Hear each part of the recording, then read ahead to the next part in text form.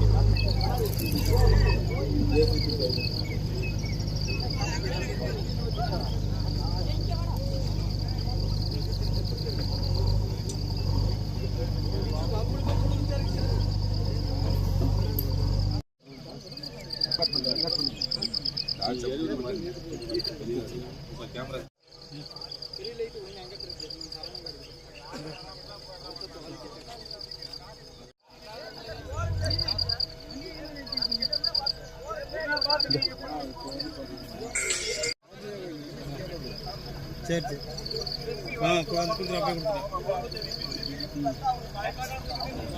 இல்லை நீங்க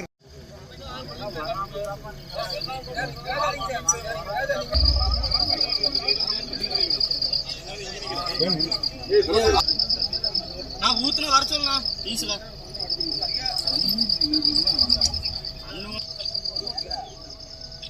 okay okay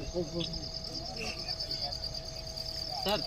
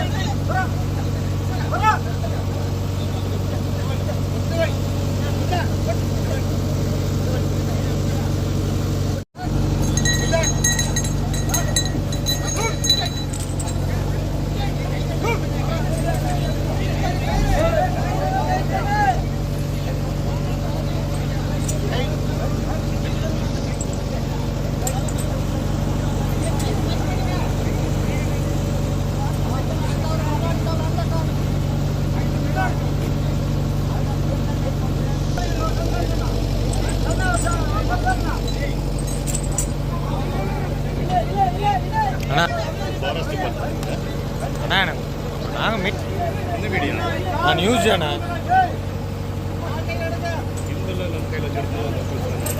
அதான் சொல்கிறேன்ல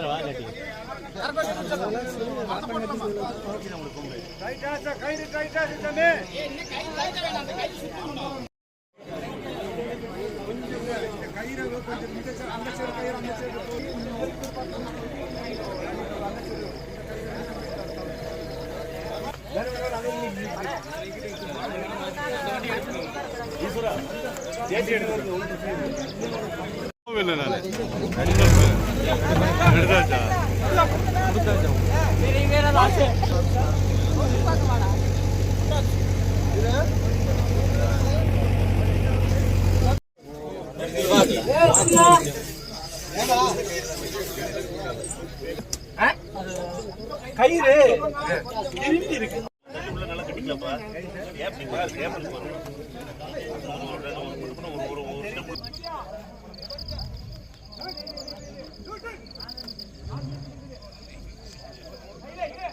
பயங்கர போயிட்டு நைட்டு தலைவர் கவனம் வச்சுக்கணும் நினைச்சு நாலு கடிக்கிறது